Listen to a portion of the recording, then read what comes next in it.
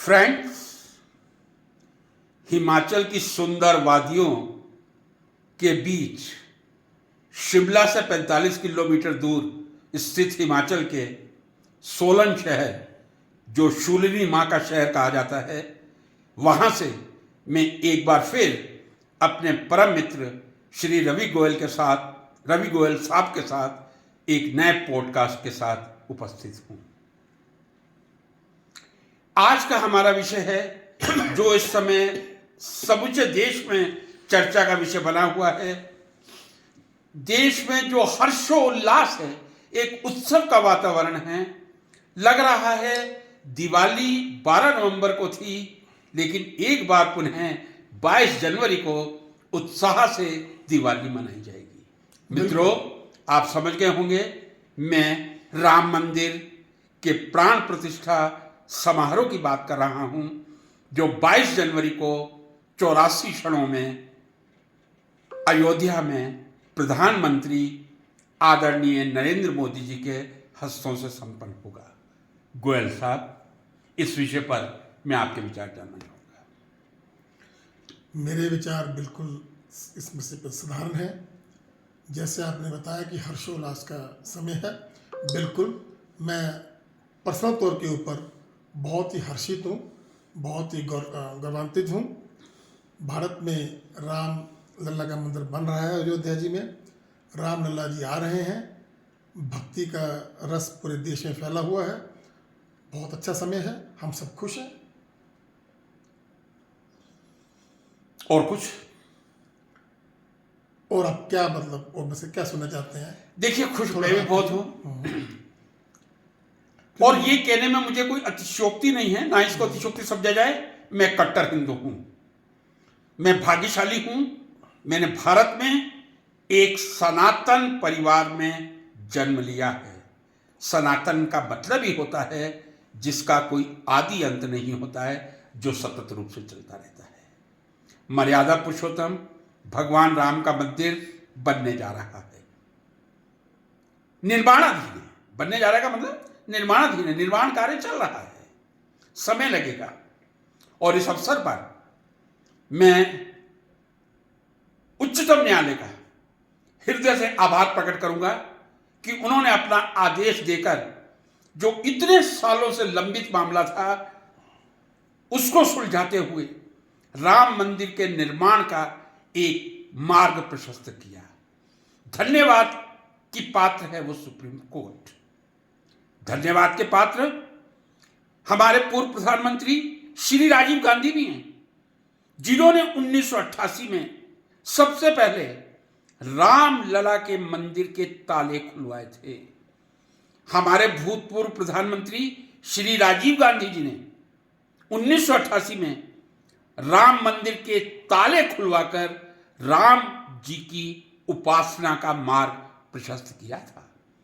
धन्यवाद के पात्र हमारे प्रधानमंत्री, परम आदरणीय वर्तमान प्रधानमंत्री श्री नरेंद्र मोदी जी हैं, जिन्होंने इतनी तत्परता से, इतनी तीव्रता से राम लला के मंदिर के निर्माण को पूरा करके 22 जनवरी को अपने ही कर कमलों से भगवान राम के प्राण प्रतिष्ठा का संकल्प लिया है।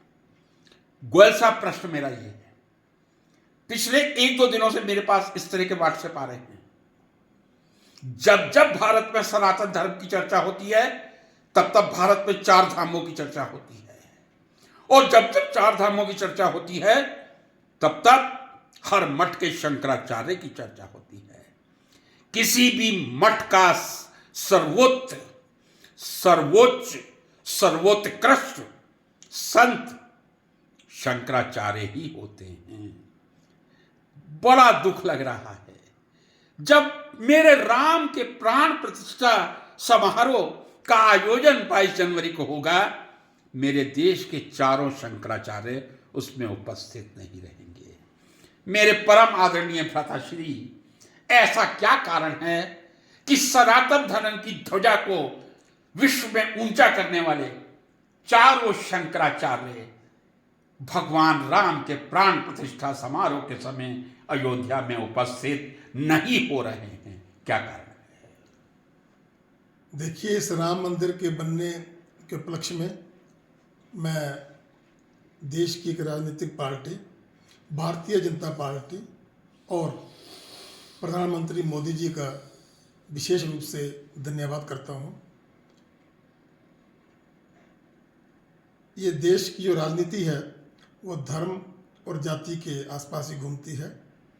भारतीय जनता पार्टी ने बहुत पहले, जब उनकी देश के अंदर केवल 2 लोकसभा की सीटें थी, 1984 में, तभी से 1984 से उसने संकल्प ले रखा है। उन्होंने मंदिर बनाने का संकल्प लिया था और वो संकल्प उन्होंने आज पूरा किया है। मंदिर निर्माण के लिए मैं पूर्णतया भारतीय जनता पार्टी को श्रेय देना चाहूँगा। इसके अलावा इस मंदिर निर्माण के लिए मतलब आप मेरे हिसाब भारतीय जनता पार्टी को श्रेय देना चाहेंगे? श्रेय देना चाहूँगा। उच्चतम न्यायालय को आपको श्रेय नहीं देना चाहिए? सर, अगर उच्चतम न्यायालय ने इस मंदिर का निर्माण करवाना था तो अभी जैसे आपने कहा जी कि आपके राजीव गांधी जी ने ताले खुलवाए थे, देश के पूर्व प्रधानमंत्री राजीव तो गांधी, उस वक्त मंदिर क्यों नहीं बना? उस वक्त उच्चतम न्यायालय ने क्यों? क्योंकि न्यायालय में पेंडिंग था मामला। मैं वही बता रहा हूँ जनाब कि न्यायालय में मामला 80 से पेंडिंग है। ऊपर के लेवल के ऊपर उच्चतम न्यायालय, सरकारें, बहुत कुछ ऊपर नीचे होता है, लेकिन एक साधारण जनमानस के रूप में मैं सिर्फ इतना मानता हूं कि उच्चतम न्यायालय पिछले 30 साल से जो फैसला नहीं दे पाई वो फैसला उसने मोदी के इस कार्यकाल में दिया। इसके लिए इसका जो श्रेय है मैं अपनी तरफ से, ये मेरी अपनी पर्सनल भावना है। मतलब न्यायालय भी, उच्चतम न्यायालय भी मोदी जी के आदेश से चलते हैं। आपने अभी कहा मोदी जी के कार्यकाल में। ये आपकी सोच हो सकती है, मेरी नहीं है। अच्छा, इसके पीछे कारण ये है कि उच्चतम न्यायालय उसी मामले में हस्तक्षेप करता है जो मामला उसके सामने पेश किया जाता है। ठीक है, मैं आपकी बात से बिल्कुल, चलिए मैं एग्री करता हूं। 14 से पहले सिर्फ राजनीति हुई, किसी सरकार ने भी मंदिर निर्माण का रास्ता प्रशस्त करने की कोशिश नहीं करी। 14 में नरेंद्र मोदी जी ने आते ही इस विषय को उठाया और लगातार उन्होंने उच्चतम न्यायालय से फॉलोअप किया सरकार ने, और समय अनुसार उच्चतम न्यायालय ने यह फैसला दिया। तो मैं इसके, अगर मैं ये कह रहा हूं कि इसका मैं श्रेय पूर्व मोदी जी को देता हूं, तो मैं इसको लिए उच्चतम न्यायालय को कम नहीं कहूंगा, लेकिन उच्चतम न्यायालय, ठीक है, वो अपने आप नहीं कोई काम करता। उसके सामने जो केस रखा जाएगा वो उसको देखेगा और स्टडी करेगा। अगर ये मसला 90 के अंदर, 95 के अंदर, 2000 के अंदर, 2005 के अंदर, 10 के अंदर, मुझे पूरा करने दीजिए, वहां अगर उस वक्त की सरकारों ने रखा होता तो ये मंदिर निर्माण तब भी हो सकता था। इसलिए पॉलिटिक्स अपनी जगह पर है, मंदिर निर्माण का श्रेय केवल और केवल भारतीय जनता पार्टी और प्रधानमंत्री श्री नरेंद्र मोदी जी को मैं देता हूं। ये मेरी व्यक्तिगत राय है। गोयल साहब, अब आगे आपका एक और सवाल था। जरा एक बात, आप मुझे 2 मिनट का समय दीजिए। मैं आपकी बात से सहमत होकर इस मंदिर का पूरा श्रेय परम आदरणीय नरेंद्र मोदी जी को देता हूं, और जिस इच्छा है नहीं दे रहा हूं, दीजिए, इच्छा की कोई बात नहीं है। जब आपने कहा मैं स्वीकार रहा हूं, लेकिन मेरा जो एक प्रश्न था, क्या कारण है इस देश के चारों शंकराचार्य 22 जनवरी को अयोध्या में नहीं आ रहे? इसका जवाब आपने नहीं दिया। मैं उसी पॉइंट पर आ रहा था। जैसा आप बता रहे हो कि चारों शंकराचार्य नहीं आ रहे हैं, तो वो क्यों नहीं आ रहे हैं? उन्होंने कुछ बताया होगा, मैंने नहीं सुना। उनका क्या कारण है कि वो नहीं आ रहे हैं? उन्होंने जरूर मीडिया में आकर इसके बारे में बोला होगा। यदि एक शंकराचार्य नहीं आते हम ये समझ सकते थे, चारों शंकराचार्य का ना आना। नहीं, मैं आपकी बात से और मैं आपको तर्क दे रहा हूं। जो आपने प्रश्न उठाया ना, इसका उत्तर मैं आपको दे रहा हूं। मैं तो प्रश्न नहीं उठा रहा। नहीं, आपने कहा कि उनका तर्क क्या है, वो नहीं जाने। आपने सुना होगा। मैं बता रहा हूं। हाँ, मैं बता रहा हूं, बताइए। आप सुनने का। हाँ, मैं सुनूंगा। उनका तर्क यह है, इस मंदिर का पूरी तरह से राजनीतिकरण किया गया है। सुन लीजिएगा जरा। चारों शंकराचार्य इस बात से एक मत हैं कि मंदिर का राजनीतिकरण किया गया है। चूंकि मई में आने वाले चुनाव हैं, उन चुनावों के मद्देनजर जब अभी मंदिर निर्माणाधीन है, तब मंदिर का प्राण प्रतिष्ठा समारोह हो रहा है। एक प्रश्न और है, हम सब की एक बहुत ही परम प्रिय तारीख अप्रैल के महीने में आती है, वो है जब मेरे राम लला का जन्म हुआ था, जिसको हम रामनवमी के रूप में मनाते हैं। यदि रामनवमी को भगवान राम के प्राण प्रतिष्ठा समारोह का आयोजन किया जाता तो क्या राम नाराज हो जाते? जी जी, इस बात का मुझे अब जवाब दीजिए। मैं इसके ऊपर अपने विचार रखूं। जी, मैं किसी बात का जवाब नहीं दे रहा हूं, क्योंकि मैं कोई सरकार नहीं हूं। मैं सिर्फ अपने विचार रख सकता हूं। जो आपने बताया कि चारों शंकराचार्यों का ये मत है कि इस मुद्दे का राजनीतिकरण किया जा रहा है, तो इसमें क्या गलत है? मुझे इसमें कुछ गलत नहीं लगता। मतलब राम मंदिर में यदि राजनीतिकरण किया जा रहा है तो कोई गलत नहीं लगता है? क्या गलत है इसमें बताइए मुझे। वाह, ठीक है, आप बताइए। अब देखिए, अगर ऐसा भगवान है, राम के नाम पे राजनीति करना पाप है, अपराध है, कैसे? घृणा है। कैसे? भगवान के नाम पे राजनीति करना कैसे घृणा पाप योग्य है? कैसे पाप है? भगवान को राजनीति का शस्त्र मत बनाइए। आपने जो 10 साल में काम किए हैं, आप उनको जनता के सामने, ये भी क्या उनका काम आपके है? पास कोई कार्य नहीं है? राम मंदिर निर्माण भी उनका सबसे बड़ा कार्य है 10 साल के अंदर। तो राम मंदिर निर्माण यदि सबसे बड़ा कार्य है? सबसे बड़ा कार्य है। सुन लीजिए, सबसे बड़ा कार्य है। मतलब इस देश के विकास की मैं चर्चा करूं तो सबसे बड़ा राम मंदिर निर्माण का कार्य है। बाकी इससे बड़ा कार्य इस देश की सरकार ने, हमारे परम आदरणीय मोदी जी ने पिछले 10 वर्षों में कुछ नहीं। आपको जैसे विचार हो सकते हैं, मैं सिर्फ आपने जो सवाल किया, राजनीतिकरण हमारे देश के अंदर 2 ग्रुप है पॉलिटिक्स के। जी, दोनों ही ग्रुप राम के नाम पर राजनीति करते हैं। एक उसके विरोध में राजनीति करता है वोट पाने के लिए, एक उसके पक्ष में करता है। दोनों राजनीति करते हैं, तो क्यों आप एक ग्रुप को इसके दोषी ठहरा रहे हो? ये हमारे देश की पॉलिटिक्स है। मैंने अपने बातचीत के शुरू में कहा था कि हमारे जो देश की राजनीति है वो धर्म और जाति के इर्द गिर्द घूमती है।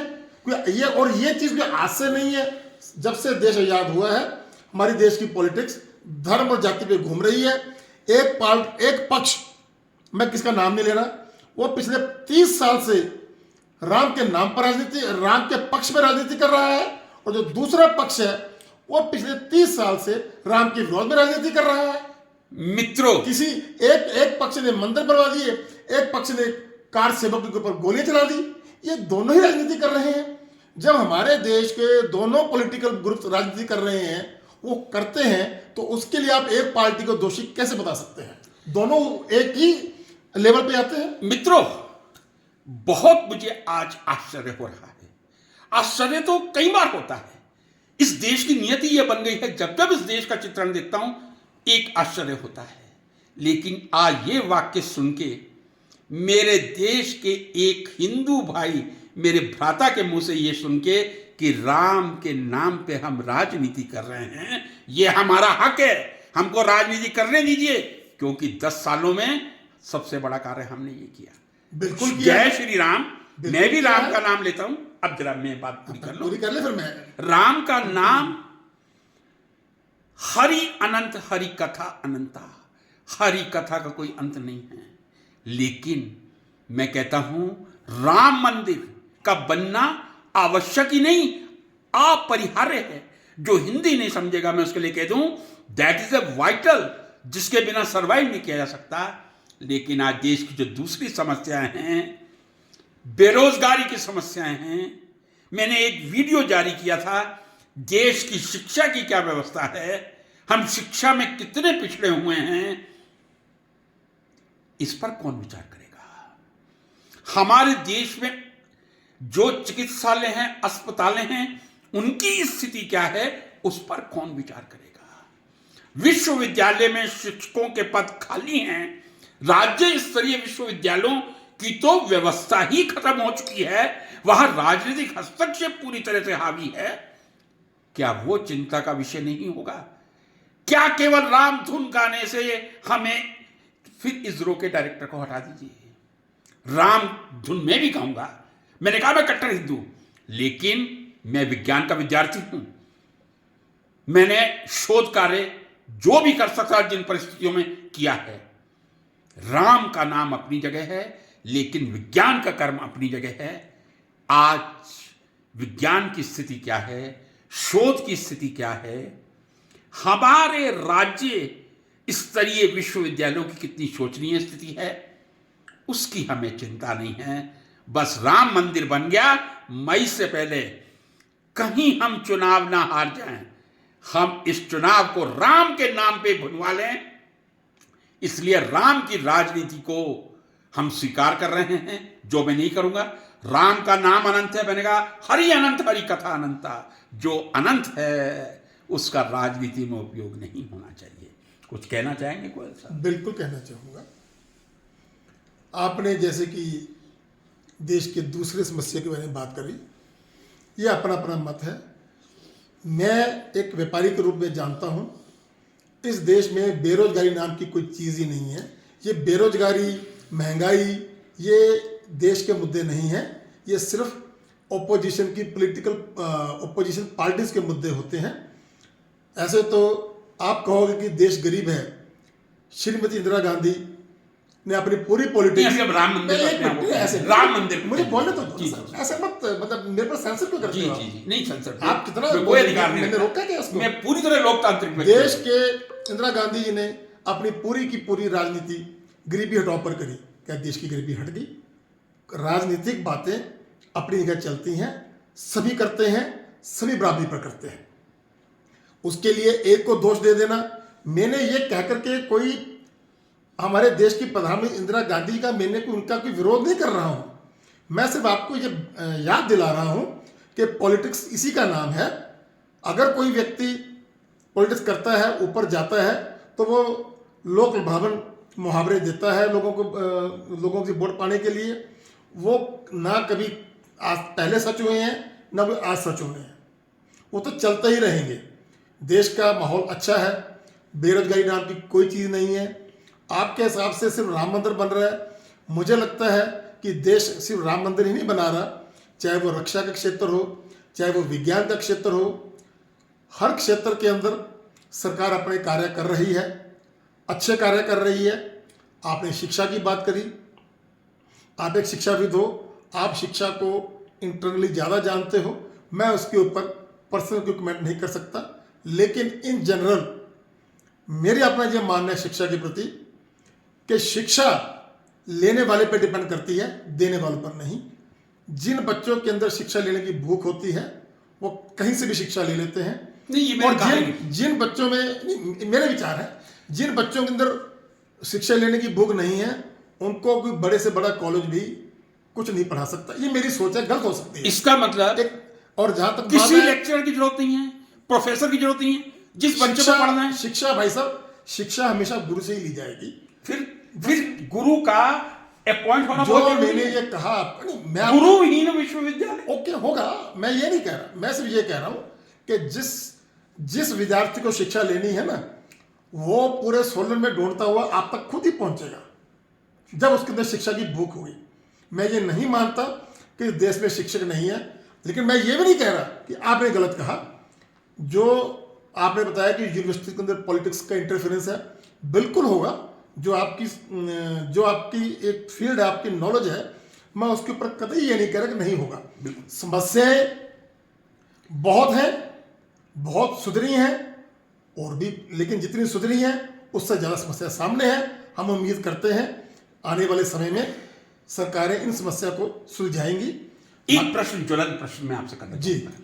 फिर राम मंदिर, क्योंकि चर्चा राम मंदिर पे थी। जी जी जी। हम शायद इधर उधर भटक गए। जी, मानव है जी, मानव मस्तिष्क भटकेगा। हम मानव ही हैं। बिल्कुल हम मानव हैं, कुछ मानव हैं। प्रधानमंत्री जी के अथक प्रयास से राम मंदिर का निर्माण हो रहा है जी, और मैं भी इस चीज को मानूंगा। आपने कहा भारतीय जनता पार्टी को उसका पूरा श्रेय जाता है, दीजिए। मेरे हिसाब से बिल्कुल हिसाब से नहीं होगा। सहमत। नरेंद्र मोदी जी को इसका श्रेय जाता है। आपने कहा उन्हीं के काल में बिल्कुल प्रधानमंत्री के रूप में, क्योंकि मंदिर के दरवाजे तो राजीव गांधी जी ने भी खुलवा दिए थे, जैसा कि आपने बताया। बिल्कुल। लेकिन राजीव गांधी से लेकर 14 तक जितनी भी सरकारें रही, मैं किसी पार्टी की बात नहीं कर रहा, किसी सरकार ने राम मंदिर बनाने की तरफ गोयल साहब, सब सरकारें निकम्मी थी, क्योंकि मैंने नहीं कह क्योंकि रहे तुम, आप कह रहे, मैंने आप कभी कह नहीं रहे हो कह ना रहा। इतनी सरकारें नहीं, मैं किसी सरकार को निकम्मी नहीं कह रहा, लेकिन सबने उन्होंने अपने- राम मंदिर नहीं बनवाया। सबने, मैं किसी को भी निकम्मा नहीं कह रहा। अगर मैंने ये कहा कि इंदिरा गांधी का नारा था गरीबी हटाओ, क्या गरीबी हट गई? मैंने सिर्फ एक वाक्य कहा। मैं आपके सामने इंदिरा गांधी जी द्वारा किए गए कार्यों की क्या प्रशंसा करता हूं। प्रश्न आपके सामने रखने का अवसर रखिए दीजिए। रखिए। मैं ये कह रहा था, मैं भी कह रहा हूं, भारतीय जनता पार्टी को श्रेय देता हूं 100%, 101%, नरेंद्र मोदी जी को 200%। लेकिन जो व्यक्ति एक अच्छा कार्य करता है, क्या वो अपने हाथों से ही प्राण प्रतिष्ठा समारोह करे? क्या कोई संत नहीं है हमारे देश में? ये तो संतों की भूमि है। आप संत ढूंढने निकलिए, असंख्य संत मिलेंगे। एक प्रधानमंत्री के हाथों प्राण प्रतिष्ठा समारोह होना, और यदि प्रधानमंत्री के हाथों ही हो रहा है तो क्यों ना ये इस समय हमारे देश का सौभाग्य है कि हमारे देश के सर्वोच्च पद पर, राष्ट्रपति पद पर परम आदरणीय द्रौपदी मुर्मू जी जैसी एक स्थिति हैं जो एक बहुत ही पिछड़े वर्ग से आती हैं। मैं समझता हूं राम को यदि सबसे ज्यादा पसंद आए थे तो भिलनी के बेर आए थे। भिलनी के बेर सुदामा के तंदुल रुच रुच भोग लगायो ना शर्मायो ना। यदि राष्ट्रपति द्रौपदी जी के हाथों से ये कार्यक्रम संपन्न होता तो मैं समझता हूं चारों शंकराचार्य, पूरा विपक्ष इस सुनहरे दिन 22 जनवरी पर अयोध्या में उपस्थित रहकर समूचे विश्व को एक एकता का संदेश देता। लेकिन एक बार मैंने जैसे कहा था, मेरे भी हृदय में मैं श्री राम का भक्त कितना हूं मैं नहीं जानता, लेकिन जो मुझे जानते हैं वो जानते हैं कि हनुमान, मैं भक्त शब्द तो बहुत बड़ा हो जाएगा, उनका सेवक हूं, उन्हीं की छत्र छाया में रहता हूं। शायद मेरे हृदय में भी राम और हनुमान दोनों का ही वास होगा। 26 जनवरी को ये शुभ कार्य संपन्न हो। 22 जनवरी, अच्छा माफी चाहूंगा, एक देशभक्त होने के नाते 26 जनवरी 15 अगस्त मुंह पे आ जाते हैं, माफी के साथ। अच्छी बात। 22 जनवरी को ये कार्य सक्षम हो। मैं फिर कहूंगा, मोदी जी ने बहुत अच्छा कार्य किया, भारतीय जनता पार्टी ने बहुत अच्छा कार्य किया। यदि समूचे देश को इकट्ठा करके, चारों शंकराचार्य जी को इकट्ठा करके, समूचे विपक्ष को इकट्ठा करके इस सुनहरे पलों को एक सुनहरे इतिहास में हम लाने का प्रयास करते तो उत्तम रहता। लेकिन जो भी परिस्थिति है, मैं फिर एक बार राम जी से प्रार्थना करता हूं कि 22 जनवरी को जब आपका प्राण प्रतिष्ठा हो, वो 84 क्षण भारत के ऐतिहासिक क्षण होंगे। हर भारतवासी पर राम आपकी कृपा बनी रहे। और फिर मैं एक बार कहूंगा, क्योंकि मुझे रामानंद सागर जी याद आते हैं जो 1988 में रामायण लाए थे। अंत में वो यही कहते थे, हरि अनंत हरि कथा अनंता। मैं समझता हूँ गोयल साहब, आज की ये जो हमारी चर्चा, इस सवाल का मैं थोड़ा सा बिल्कुल आपने एक ये कहा कि अच्छा होता सभी शंकराचार्य और सभी विपक्षी इसमें पार्टी इसमें सम्मिलित होती। जहाँ तक मैंने न्यूज़ में देखा है, सभी शंकराचार्यों को भी न्योता गया है, सभी विपक्षी पार्टी को भी न्योता गया है।